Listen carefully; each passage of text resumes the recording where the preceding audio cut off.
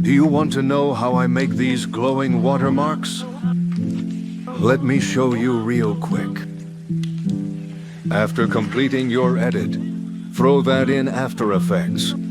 Duplicate it, and make the duplicated layer vertical.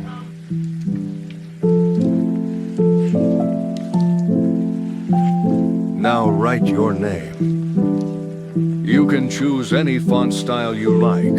I'm choosing this just for example. Now follow what I'm doing.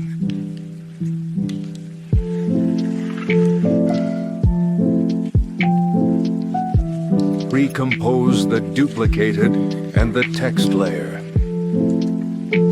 Add exposure and set its value to 2. Add drop shadow and copy these settings.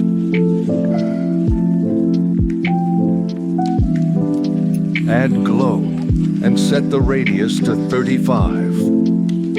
Now it's glowing brighter than your future, and those goofy edit stealers felt fear for the first time. That's it for today.